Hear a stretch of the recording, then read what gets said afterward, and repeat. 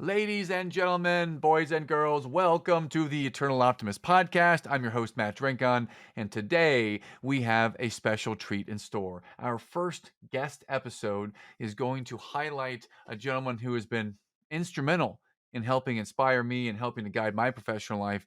His name is Mr. Jon Berghoff.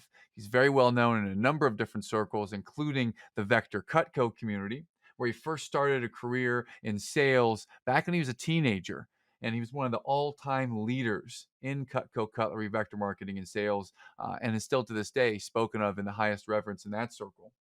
Another place you may know Jon is from the organization XChange, where he currently leads a large group of subscribers, of individuals and teams, and coaches them and leads them in how to be the best facilitators of online and real-time face-to-face events in the entire world. He is a world-class facilitator, no doubt.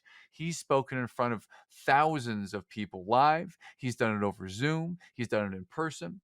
He has completely shifted his business model during the pandemic and helped to serve hundreds and thousands of people in these last couple of years.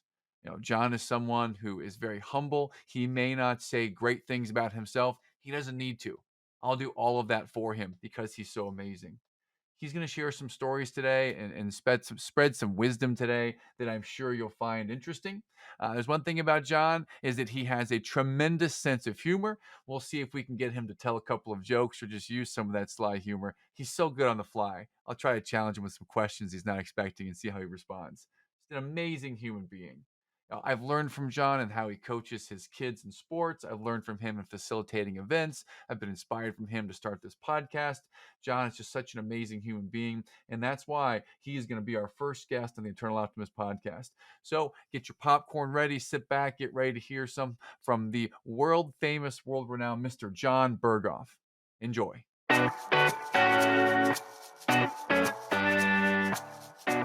Hello, and welcome to the Eternal Optimist podcast, the show for optimists by optimists.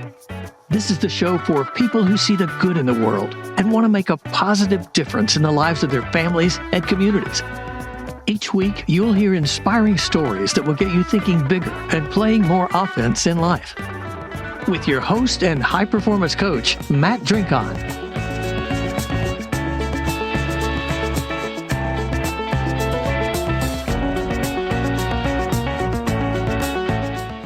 To welcome to the show, Mr. Jon Berghoff. Jon, welcome to the show, sir. Hey, Matt. I'm happy to be here. Thanks for having me.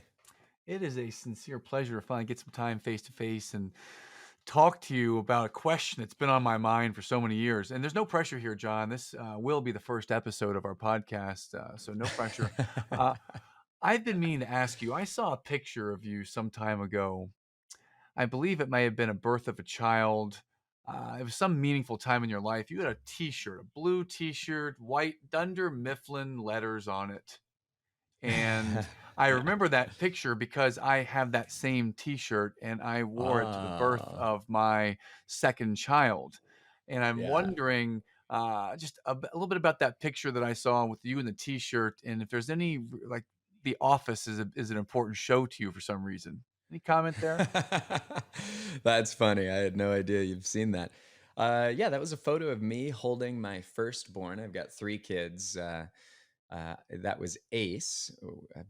12 years ago. I'm sitting here to do the math. And yeah, around the time that he was born, and that photo was, I think it was maybe just 6 or 7 days after he was born. And around the time he was born, I was deep into The Office. So, and you know, it's funny. Gosh, I didn't realize this until right now. This is really funny. Ace, at the age of 12, this will immediately reveal either my qualities or lack of qualities as a parent. His favorite TV show is The Office. He's seen all 9 whatever seasons, every episode at least once, and he has this memory of that's really funny. I didn't connect that until just right now. That's kick-ass parenting in my book there. If he knows The Office, he's already prepared for the business world. Every lesson you could possibly need to learn has been taught there. So that's great. Well, I feel better already. Good. Jon, That's so great. you're an incredible human being to me. I just want to give you that respect because you've helped me so much in my coaching practice by being the leader of the XChange organization, by teaching world-class facilitation. You're a real pro, and so I wanted to start with that. And if people like look at you, Google you, they'll see you there. They'll see other things about you too. But what is it that people who really know you would would need to know if they really knew you? What would they know? Oh goodness. Well, I I had an internal monologue while you were saying such nice things about me, that I found it comical that just moments ago I was in the middle of apologizing so deeply to somebody on my team because I acted in a way about a week ago that was, the opposite of who I want to be as a leader. So I figure I should counterbalance your extraordinary, generous compliments with my own recognition that I am definitely under construction myself. So your question, what would I want people to know? That I'm deeply curious about a lot of things, and I think curiosity itself is actually a solution to some of our biggest problems. And while, like you said very kindly, Matt, I and the work I stand for has made its way seemingly around the globe and brought us into places that I I'm actually, I can't say I never would have dreamed of because I did, but I never would have thought it would have come true in such a cool way. I'm also someone who, as long as I've been trying to learn and teach, I'm still learning more about myself every day and what it means to be a family man, a father, a leader, a teacher. So I'm deeply curious. I'll start with that. Hmm. Well, I don't know where this conversation is going to go, but let's just tee That it that up makes with two of us. That l- makes two of us. let's tee it up with deep curiosity then. So, what is something that you might be deeply curious about today as it relates to yourself? Mm. Yeah. Well, thank you for that. Um, I would say what's really present for me is my role as a father, and I'm very active, and I feel really good about the quality time that I get with my children. I coach my 8-year-old son's baseball team, and here in Ohio, it's the travel team in our town, and it's a big responsibility. It's a big privilege to be the coach, and um, we've got a big game tonight. So, moments before you and I were on, right before I was apologizing to someone on my team, I was actually I was working on the lineup for the game, and then I was also setting some intentions for the game. And that's my genuine response. Like in the moment, I was just thinking about how I'm going to show up as a coach. And yeah, I've learned just as much being a youth sports coach about leadership as I feel like I'm out there teaching in the world every day. And so at this very moment, that's very much on my mind. Well, that can go down a big rabbit hole for me. I think about things that I've overcome, or challenges, or fears, or anxieties, and it doesn't so much happen when I'm speaking on a stage or giving a sales pitch, or none of those things have. They don't even register on the scale of feeling any fear or any nerves. Really, I'm excited for those things. When I think about fear or nerves, that first Mm. day that I had to coach my 5-year-old soccer team, that first game, and then the first practice of my 6-year-olds, and all this has been the last 2 months, John. I felt real Oh, nerves and anxiety the first time, and I wonder if you could yeah. trace me back to when you first started coaching your son in his very first league, first game. How did that Oh my feel? good. Oh my goodness. It's so funny that you asked that. So I now, and I don't know exactly, but I'm going to try and do a quick estimate. Across my three kids, multiple sports, multiple seasons, I've probably coached somewhere between maybe 15 and 20 sports seasons. You can coach 3 seasons in a year with a kid or even more than that. And I've witnessed, even more than that, where I wasn't the coach, just observing and enjoying.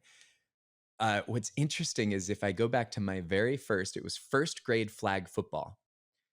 And in first grade for flag football, I think the parents were as curious about how things were going to go as I was and as the kids were. And I feel that way because I remember them standing on the sideline at the first practice. And if anyone's not familiar with what it's like to try and coach first graders flag football, I realized they were going to spend the first 2 weeks of practice amused by and entertained by their mouth guards and just chew them so much so that that dealing with them chewing on their mouth guards actually became the primary focus. But I'll always remember that practice because I remember vividly, Matt, realizing I'd already watched the same older son, Ace, at that time, be coached by some other coaches. And I realized I needed to decide really quickly who I was going to be as a coach. Because just like in business and in life, um, we can choose, what kind of voice do we want to have? What do we want to model? How do we respond to mistakes? How do we find coaching moments? And so I'll always remember I had this one voice that was so distracted by what are the parents going to think of me because I can't even get these kids to stand still. But then it got real and I realized I got to decide who I am, what I'm standing for, what I stand against as a coach. And if I can, I'll fast forward that to years later, many seasons later, to like this game tonight, what I was just thinking about. And what's interesting is I've had these kind of full circle, my own hero's journey discoveries around coaching and leadership. And today, this team that I'm coaching, we're having a really good season. And I feel honored that the boys are having a great time. The parents they seem to be really happy with how it's going. We happen to be winning, which is not the most important thing at this age.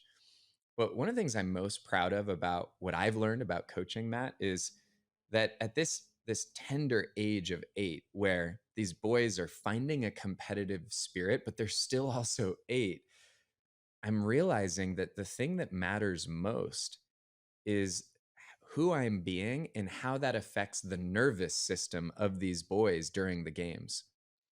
And I see other coaches who, and I don't have it all figured out, but I've spent enough years trying to figure it out that I can see that in real time, what these boys need is they need a presence from me that helps them to navigate their own nerves in the midst of some challenges that are beyond what many of them have ever faced. And it's a joy. I'll give you an example. When one of our pitchers starts to struggle, and if anyone follows baseball, at 8 years old, if the boy stops throwing strikes, starts throwing balls, you're in trouble real quickly. And I have a routine where I'll run out to the mound, I'll call timeout. And I see many coaches, they try and coach the kids. They try and change or start or break habits in the middle of a game. I've come to realize that's not the time to start or change or break habits. I walk out to the mound and this is kind of one of my secrets. I don't necessarily want all the parents to know this, but I have built a reputation of walking out to that mound, saying something to the boys, walking back, and things turn around. Well, I will reveal that I never coach them. I never say, step here, draw your arm back here, you're out of balance, even though those are all the things that we can see. Almost every single time, Matt, I walk up and I say, hey, Maddie, let me ask you a question. Is this pretty cool that we're playing baseball right now? And little Maddie, goes, oh, coach isn't upset with me. Yeah, it is cool. And then I say, hey, Maddie, one more thing. Can I just tell you something?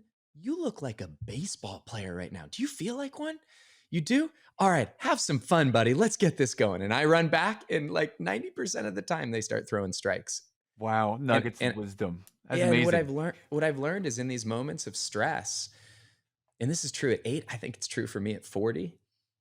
Figuring out how to resource ourselves so that we can tap back into whatever our training has prepared us for is, something that matters. So you asked me about my first moments coaching, and I went all over the place. So I'll stop Well, there. I'm prepared for that. I've become a fan of the way that you can, take one question and explore and expand, and before you know it, we are in a different universe. So I appreciate Oh that. man. I'd love to go to a challenge.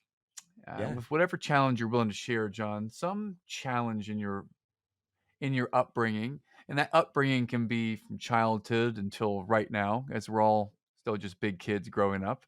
Yeah. Some challenge that has happened in your life, and how you've responded to that, and how it's helped you to learn and overcome something. Mm. Please. Yeah. Wow. Well, let me scan through the memory bank of challenges. Why don't I just start in the present, and then we'll go wherever that brings us. Uh, I, in the last 2 or 3 years of my life, have dealt with challenges that I was never expecting, and in many ways thought I'll never deal with these types of challenges. And a lot of my challenges prior to the last couple of years, Matt, are and I've had some serious challenges when I was in high school. It was a very difficult time for me, and entrepreneurship was like a way out, and we can talk about that. When I was in middle school, I was I I was involved in some situations that I guess today it would be called bullying. Back then, it was just kids are assholes to each other. At least that's what my experience was, and that really created some pain and a need for healing that I think I'm still learning how to navigate today. But I'm going to pick a present moment set of challenges, which these last few years, and these are very really personal. There's a lot of challenges at work, but I always go back home when I think about what matters most. I mean, Matt, in the last 2 years or 3 years, I guess, on one hand, my wife Mara and I of 12 years chose to end that marriage. We chose to end a marriage, and that's a big decision. It's a difficult decision. It's not one that for many of those years I ever thought was even an option. And that has brought with it tremendous struggle for me just in reevaluating who I am and how I show up. And fortunately, our kids have navigated it in this inspiring, beautiful way. But I've come to realize that just how I navigate the inner voices of my own in the face of what, uh, by many dimensions, can feel like a big failure. That's been a big challenge. And I'll just compound that by sharing in this same window of time, right in the middle of kind of the more challenging aspects of navigating that separation, was we had a family pet that was only a year old, and our whole family witnessed that pet tragically being this puppy of ours being killed by an automobile, literally in the street in front of our home. And anyone who's ever lost a life of a beloved pet, I mean, I actually still see today in my youngest, Kaizen, he's 7. I believe I still see him trying to make sense of that moment.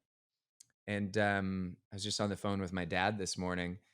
I've lost my mom in the last couple of years, which has been difficult because when I was a kid, my relationship with her was a really stressful relationship. And I haven't lost her physically, but mentally, she's at the later stages of dementia.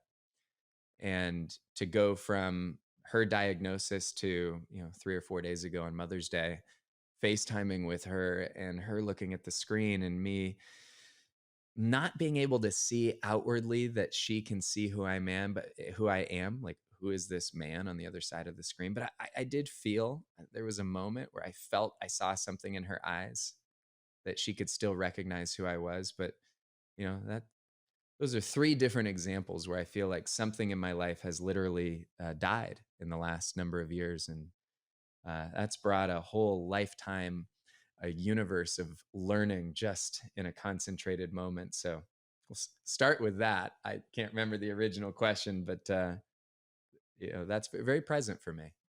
Thank you for sharing these things, John. And that must be challenging. So, respect to you for sharing that. I'd love to ask, as you're undergoing or enduring these present challenges, I mean, how might your narrative be coming together to support yourself, or to tear down yourself, or just what's the inner narrative that keeps you going with all this potential pain that's right on us right now?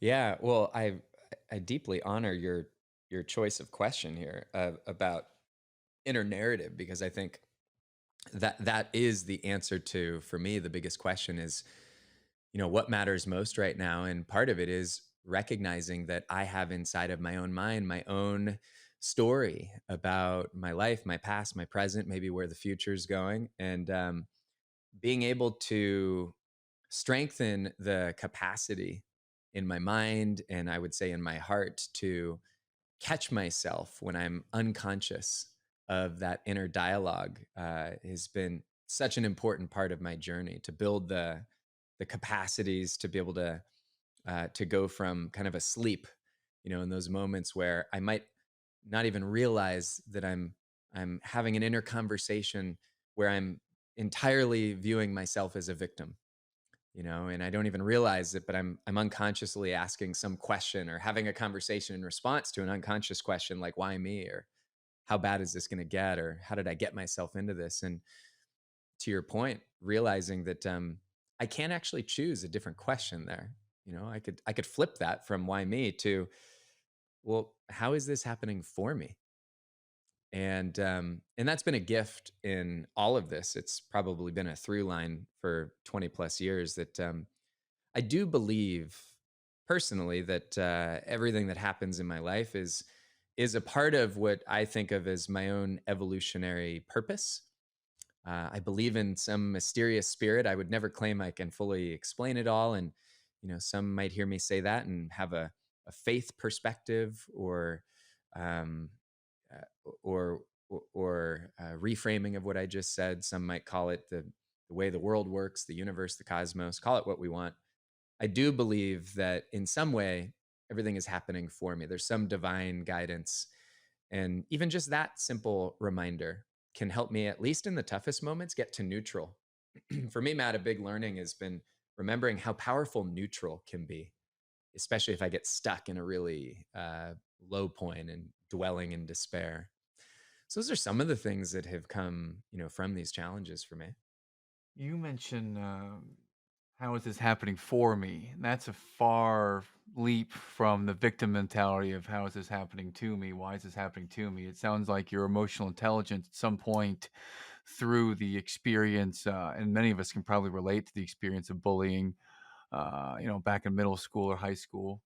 At some point, you may have gone on this emotional intelligence journey from to me at stage one up to now it's happening for me or through me at a higher level. And I wonder if you can kind of help us understand at what point, if there was a point, did you make that shift from this is happening to me and being a victim to now, the way I would frame it is you're playing an offense, uh, well, for your greater evolutionary purpose by empowering things to happen for you. So, can you take us back to that moment or through that journey of to me to for me? Yeah, well, it's a path, and I don't believe I'm there, and I don't believe I'll ever be at the end of the path.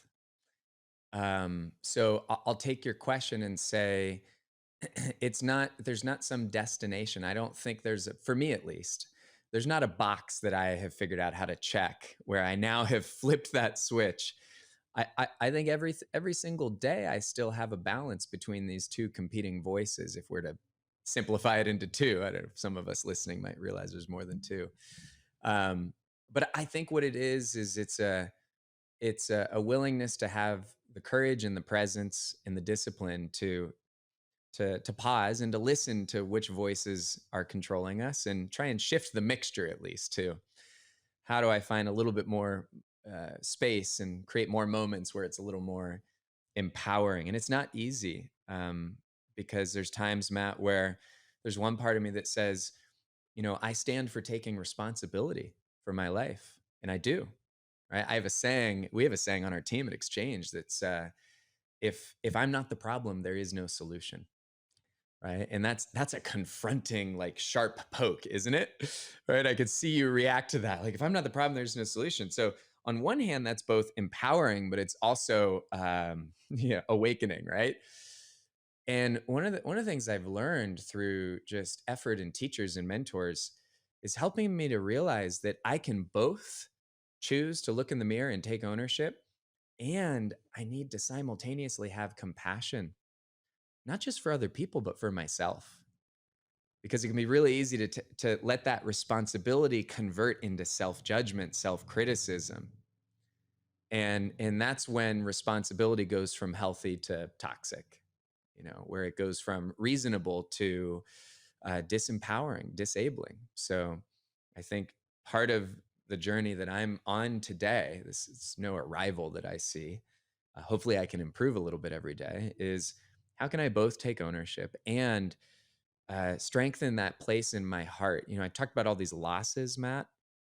One of my teachers, Meg Wheatley, she taught me a few years ago that a broken heart also can be a symbol of an open heart, and that the same place within us where we feel pain and despair is also a place from which we can now more powerfully feel compassion and show up with kindness for others and for ourselves. And someone could be listening thinking, that's too simple, that's too obvious, there's got to be more to it than kindness. I don't know, maybe there is, but I think I also keep finding that as sophisticated and as fancy as the answers we can make them around what does it mean to lead or unlock or teach others how to do that, there is this timeless truth that I keep falling back to, which is the importance to now more than ever before, both for myself and I feel I see it in the world through the work we do, to have a compassionate latitude, a willingness to give people forgiveness and generosity and understanding, and to give that to ourselves as well. I feel, in hearing your response there, I feel we heard a real optimist come out there. You took the broken heart, and where there's the break, there's also the openness. Where there's the challenge, there's also the opportunity. Where there's what some could say is a negative, there's also great potential for positive, and that's what our podcast is all about. It's that hope that you can do it too. That whatever is happening can be serving us in some way. I wonder, kind of moving towards, you've shared some challenges with us. I'd love to go back to one challenge I think many of us have had. You had a challenging time in, I think you said it was the high school years, and you found entrepreneurship maybe as a way out. A lot of people probably have thoughts around the way out. And, I wonder what happened to you in high school years, or what happened for you in high school years, however you frame it, has served Hmm. you now, and what you're Mm. grateful for about that now. Yeah. Yeah. Well, I think there was a moment for me where by any measurement of well-being or health, across all those measurements, I was as low as I could imagine being. And so I had a lot of ways out that were unhealthy. And my senior year of high school, I remember I went months. I didn't even take my backpack home. I don't know how I graduated, and I was denied from every college I applied to, which where I grew up and where I went to school, that was not the norm. And what what was fortunate for me was I was there was this crack. There was this crack in reality. There was this glimpse of a light shining through a crack, and I was given this invitation to consider an entrepreneurial opportunity, one you and I both are familiar with, which was the chance to sell Cutco knives. And at this yeah, exactly. But and the best life learning opportunity in the world for any young person, in my opinion. And there I was, 17, between my junior senior year, and I thought, it can't get any worse. Why don't I try something as stupid as selling knives? And what happened for me, and I'll take some credit. There was some part of me that was willing, that found the courage to do something to change my situation. Took me a long time to be able to claim some credit. I got to take some credit for the courage to step into something as obscure as selling knives. Um, and I'll also give credit to not only the company Vector that created the conditions for somebody like me to go from a low point to a high point. You know my story. I was the top brand new rep out of thousands in the whole company that year, and the next year I was the number one rep in the whole company, and I went on to have a great career there as a young person. But that the transition from a dark moment to this bright career, I was given a gift of a culture and a group of leaders who were my managers at that time, who created an environment where I was accepted. I could be who I was and fit in. And to this day, 22, I don't know how many years later, I believe that's one of the most important questions that all of us need to remember, that everybody's asking some version of that whenever they step into a room. Can I be who I am and fit in? Today we call that belonging. And when people can feel a sense of belonging, it allows them to feel safe enough to actually discover strengths and capabilities. And, we both have to take responsibility to find and create that safety and belonging in ourselves. But when others do it for us, that's a gift. And so that was something that happened for me through a culture and mentors who, the other thing they did, Matt, I'll always remember my first manager, Dan Cassetta, who you and I both are, colleagues with even to today. Dan, Dan, he believed in me way more than I knew how to believe in myself. And, 20 some years later, next week I'm going to go to Google and teach their senior leaders our version of leadership. And it's so funny because I get brought in to these extraordinary places on almost every continent. And you're one of 10,000 people who our team has had the privilege to teach what we teach just during the pandemic. And yet, it's these lessons that go back 23 years that are still the most important. That we have to, as leaders, whoever wants to claim that name or that role, be able and willing to believe in the best in others even before they do. So that was a gift that was given to me at a very young age. I just draw the bridge there that you had the courage to step in. You were in a very dark place, and you took some credit for having that courage to step in, and that led to the light. And I think that's one thing that many of us, when we're in a tough place, maybe one of the worst things that we could do is absolutely nothing. And maybe sometimes patience and waiting is the best thing. I think that sometimes I see people that become depressed, and it's because they're not taking an action, or they're wallowing in some type of self, pain, pity, something. And just to see you had that courage to take action, and as a result of that, the chain reaction that has since happened now puts you in a place where, as you said, you're teaching people at Google next week who we know that they're impacting the world, because everyone that's going to listen to this has heard of and uses Google every day, and therefore you are impacting people that are out there being used or being leveraged or teaching us every day. So your impact is tremendous, in one way that it may have begun is back from that dark moment. I hope someone can take some hope or inspiration from that, Mm, because they can do mm. it too. Can I They can can I do it can I too. share something that you just inspired, Matt? Absolutely. So another lesson I learned early on, and I find it enjoyable when I can see that some of these very early lessons are revealing themselves so many years later. I'll always remember one of the first sales conferences I was at, and there was a presenter on the stage, and he was giving this motivational speech. And he said something that I literally remember what it looked like in my notebook when I wrote down what he said. He said, if we want to figure out how to do something we've never done, we have to have reasons that motivate us. And he said these reasons are what we sometimes would call a sense of purpose, or you could even call it an answer to the question, why does all this matter? And then he said this, and his name was Mark Lovis. And Mark said, when the why is strong enough, right? In other words, when these reasons, when we're clear on what's our source of motivation. And he said, when the why is strong enough, the how will reveal itself. Now, I want to connect a dot 20 some years later. A few years ago, when the pandemic got here, our company at XChange, pre-pandemic, our business was teaching coaches, consultants, leaders, facilitators how to design and facilitate different types of group experiences to unlock the potential in those groups. And that could mean different things in learning communities, conferences, teams that are trying to solve a problem or create a different future. And we did all of that in a physical room. And the pandemic got here, and it was like, okay, we may or may not have a business anymore. And fortunately, somebody on our team, Matt, said, well, let's take a little bit of our own medicine. And before we ask, how are we going to figure this out? Let's ask this question.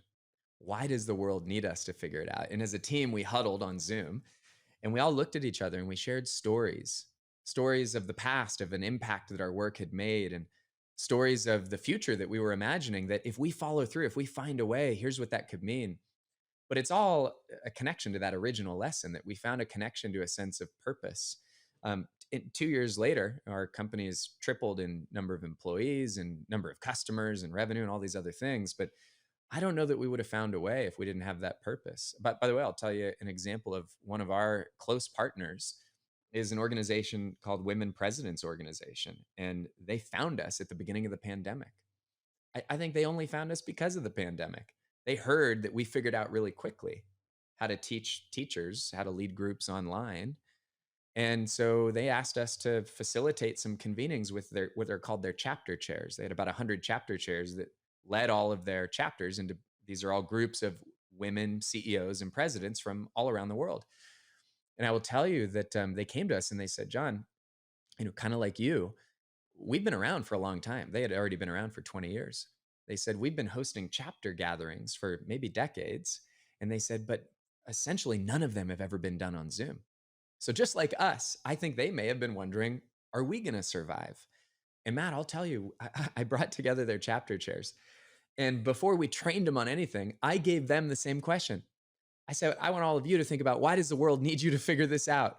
And they connected to that sense of purpose. 2 years later, they not only didn't lose any net members, but the level of engagement in their membership is beyond what it's ever been. They're an example of an organization that found an innovation and a creativity within, because they also had such a deep purpose in helping these women leaders. And I'll conclude, I'll land this plane by saying, I got a meeting in 1 hour when you and I are done here, and we're meeting with a team for the Conscious Capitalism organization, or some would call it a movement.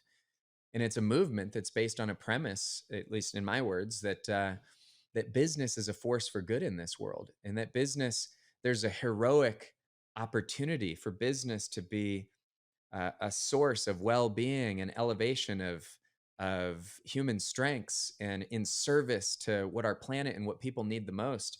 And this movement is built around this idea that when teams and organizations are connected to a higher purpose, a whole bunch of other positive things come true at every scale. And I get to witness, we're helping them design what's called their Conscious Capitalism CEO Summit, which is happening later this year. And I get to witness the evidence of this simple idea that I was taught 20 years ago, which today it might be the idea of our generation in business, that the degree to which we can all see that we can and maybe even need to be here in service of a higher and higher purpose, the world needs that of us right now. So thanks for letting me share these different stories, Matt, because you asked about what happened for me in this really difficult moment. And I can't help but, in presence of this chit chat, realize how many lessons 20 plus years ago I'm still seeing play out to be true today. Uh, that was amazing, John. And I want to tie two pieces of the puzzle here together. Number one is that I too have an affinity for Mark Lovis and his speaking, because I learned some great things at a couple conferences from him. And one of those was a speech he gave called "The Skillful Art of Promotion." And that was around, what is it that you are constantly promoting to the people that are around you in your organization? What is it you're talking about the most? Whatever is around you, whatever you're seeing, whatever you're talking about, that tends to gain a hold in people's minds. So I also learned a lot from Mark Lovis. I want to go back to what happened to your company, for your company, when the pandemic started. You had this challenge of, I teach we teach organizations how to facilitate in-person events, in-person facilitation, and literally, this is a crossroads. Many people go straight to, what do we do? Someone on your team said, why is it important? Can you go a little bit deeper into that exact moment? Why it's important to go with why instead of what to do? Wherever you go from there, please. Yeah. So, one of the things that we've learned about navigating moments of stress or adversity is that there's a biology and a chemistry that actually causes us to want to quickly take action purely out of the need to survive. So when you ask, what did we do as a team and why did we ask certain questions? Well, we were we were trying to consume our own medicine, so to speak, and live what we teach, which isn't always easy. And what we've taught for years was, hey, in these moments of stress, while it's tempting to say, what do I need to do? What do I need to do? And of course, granted, there's some understandable firefighting maybe in any business, it has to happen. But we need to quickly get back to asking questions around not just what are we going to do and how are we going to get ourselves out of this and how are we going to create some new way to create value for our customers. Is the first set of questions are what we call, Matt, questions that allow us to connect to our most powerful identity. In other words, who do we need to be? And actually, this purpose question that we talked about earlier, like, why does the world need us to figure this out? We often think of that as the first question to ask that falls into a bucket of questions that are all a part of our identity, right? So I'll give you an example of what was the next question that we asked at the beginning of the pandemic after we said, okay, we really feel a deep sense of meaning around finding a way through this. We still don't know how. Now we asked, well, who do we need to be? And actually, we have a mentor, and he's a very good personal friend and someone I respect deeply, Christopher Lochhead. He's the host of the Follow Your Different podcast, also Lochhead on Marketing, and he's published a zillion best-selling books. And Christopher, at the time, I was asking him for advice. He's been involved in many businesses that have needed to navigate just unprecedented, unforeseen adversities. And he gave me a really interesting question. He said, Jon, if you were legendary and you were you, what would you do right now? And what's interesting is I brought that question to our team and they said, well, let's actually convert that question to who would we be? And here's the answers that came up is we realized if we're going to reinvent ourselves, if we're going to find a way to take a business that has never lived online and do it all through Zoom, who do we need to be? Well, let's start with who do we need to be just for ourselves, for each other on our team, let alone who we need to be for our customers. And we realized we need to be compassionate because we're all stressed out right now because none of us have ever lived through a pandemic. And let's not forget that we're all maybe silently wondering, is the world ending? Right. So, like, let's actually just remember to be compassionate with each other. Let's remember to treat each other with a certain amount of dignity because all of the sudden we're all homeschooling. Remember in the March 2020 when like the whole world was trying to solve some things that none of us had faced. We're locked down and who knows? And then it gets politicized. And so compassion and respect and dignity for each other. But also we were asking, who do we need to be as a team so that we can really serve our customers? And we realized, well, we need to be creative. We need to be compassionate for them. We need to be flexible in how we help them. So flexible that when our why is strong enough, maybe we let go of how we used to do it and we get completely open to a new way of how we're going to help our customers. We had to be open to that. And so Matt, your original question was, hey, how did you at XChange have this breakthrough during the pandemic when not every business like ours did? And I feel like it's been a blessing. It's a privilege that we did.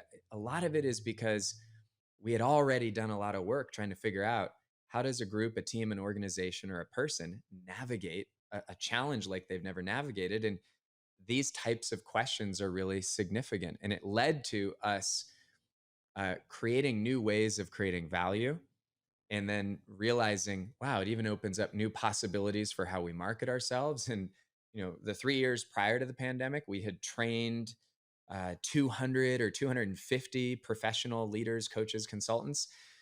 Since the pandemic, we've trained over 10,000 because doing it online has revealed the opportunity to do that at very little cost. And we've had over 1,500 folks like yourself go through our multi-day immersion trainings. And at the end of the day, it's been a gift. Which is fantastic, by the way. Your OXE, is that online exchange experience training, That's is right. world class, phenomenal. I've Oh, been thank through you. two of them. And I don't want to make this about a commercial for Exchange. And maybe I kind of do because I love it so much. Can you tell us a little bit about your program with Exchange and where you see this as leading the world or as a light in the world? Just help us create an exciting future, please. Yeah, well, I'm happy to. And if I can make this of use to a listener, that would make me happiest.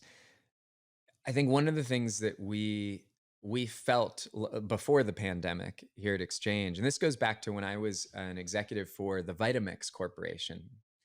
Vitamix makes these beautiful high-end blenders. I was And wondering if you would throw a Vitamix reference in here because I think I've heard you talk about Vitamix in nearly every conversation ever. You must love your Vitamix I still do to this love my day. Vitamix. Okay, I do good. love my Vitamix. It's the Cutco of blenders, if that's Yes. fair. Uh, yeah, I was given a wonderful opportunity by Jody Berg, who recently retired, but she was for many years the CEO. She was the great granddaughter of the founder of Vitamix. Vitamix is a 100-year-old fourth generation family owned company, which is its own fantastic story. But Jody gave me a chance to be their head of sales for their direct sales team, and that was a big responsibility. And while I was in that role for about a 5-year window, I was given this opportunity to try and navigate challenges for which I didn't have any of the answers.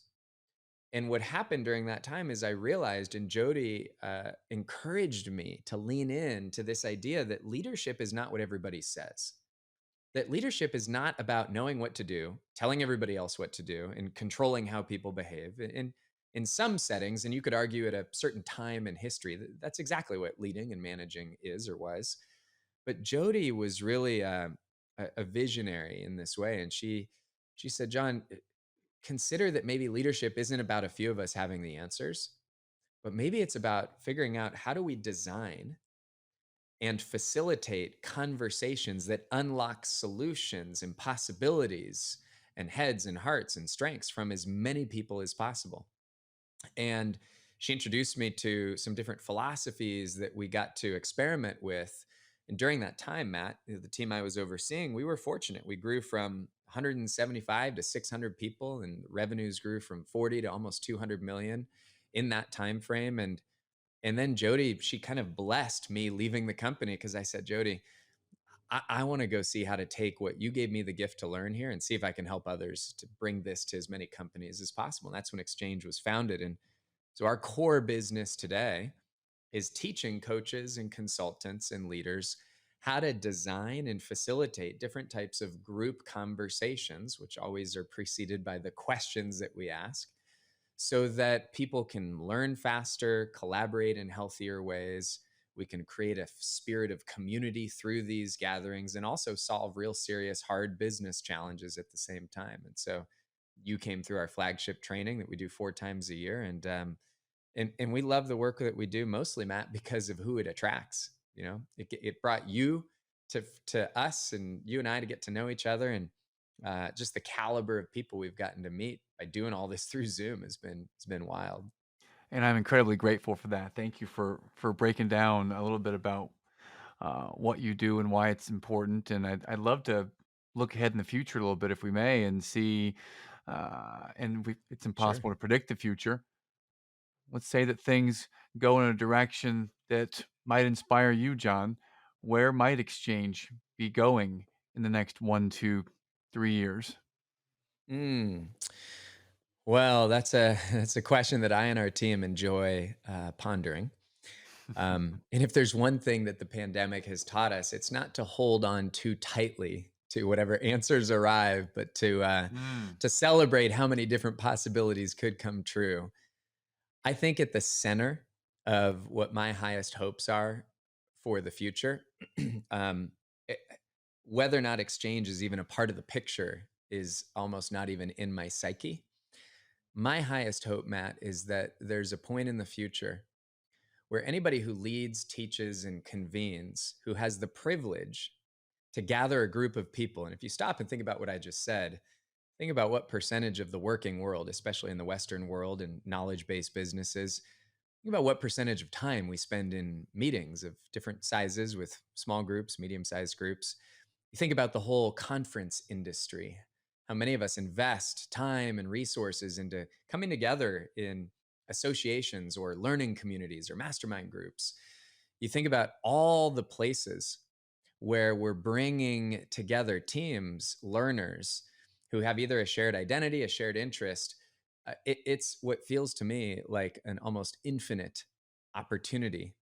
So when you ask me what gets me excited, if Exchange is a part of this, that's great. What I want to see is a future where everybody who has the privilege to convene a group of people, that they realize that there is a collective intelligence that's actually available in that group, and that they also have discovered that it's not only how we professionally facilitate so that we can tap into that intelligence, but it's how we design what's going to happen even before that group shows up. And my hope is that we can move away from what we at Exchange call really an unconscious approach to how we design group gatherings, which is often not recognizing that there's wisdom in the room, that a group of people is a symphony of strengths. And instead of thinking, well, I'm in charge and a few of us have the answers, or I need to be a sage on the stage, like I'd love to see a future where leadership is idolized not because of people who know, but because of people who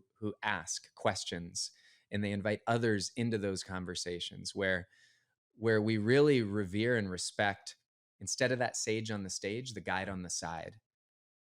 Because I think that's what it's going to take to unlock that collective capacity, intelligence, wisdom that measurably, there's research that has shown this. And you might have listeners who've felt it and seen it and heard it. When a group somehow creates something beyond the sum of its parts, that's possible. But unfortunately, it's not what we often tap into. So I want to see a future where everyone who has the privilege, the influence over every group gathering, is asking, how do we unlock collective capability? That would make me really happy. If they're using the Exchange approach because we are the way to do it, great. If there's some other way to do it, that's fine. What we're in service of is tapping into that potential at scale. Amazing. Thank you, John, for that answer. It's such a humble response, too. You didn't make it all about you. You made it all about us, all of us. I just love the way you did that. And I learned from you something a long time ago. I listened to you on a podcast with Hal a long time ago when he asked you a question. He said, "Hey, John, can you give us a piece of advice?" And your response was, "Well, hey, let's just go ahead and fire up another 30 minutes or 45 minutes." He actually gave you a time frame. So I'm going to ask you to offer a piece of advice here as we conclude. And if you're listening, or if you pay attention, John, then let's try to keep it to 1, 2, 10 minutes. Just let's let's keep some end to it. And I'll cut in if we need to, but let's think about what's a piece of advice you might offer someone who is undergoing a challenge right now and they're in a dark place. What advice might you be able to offer them, John? Mm. Well, let's play a game here. Why don't you require me to answer it in as few words as possible? And then Okay. we can expand it only at whatever scale you want. I'll start the game off. Um, listen, listen. And if you gave me three more words, it would be listen to your heart. And if you gave me a couple sentences, it would be listen to that place within you that has a deeper knowing. And if you gave me one more sentence, I would say, go put your feet in the grass, get out in the middle of nature, disconnect from technology, even just for a moment, to connect to a natural technology that has been around for a long time, might have some answers. But it all goes back to be willing to listen. Hmm. Thank you, John. It's been insightful. I love you, man. You've been just so amazing to learn from and just to hear I love your you, message Matt. Thank today. you, buddy. Amazing. How can our listeners find out more about what you're up to and connect with you and learn more about Exchange and Jon Berghoff? Yeah, well, thanks for asking, because our marketing team would berate me. They wouldn't do that, but they'd be so disappointed if I got this far and didn't tell people how to find us. So thanks for asking. Um, there's a URL where there's some videos of me just goofing around, drawing some pictures, talking about our work. You don't even have to opt in. We just give these away.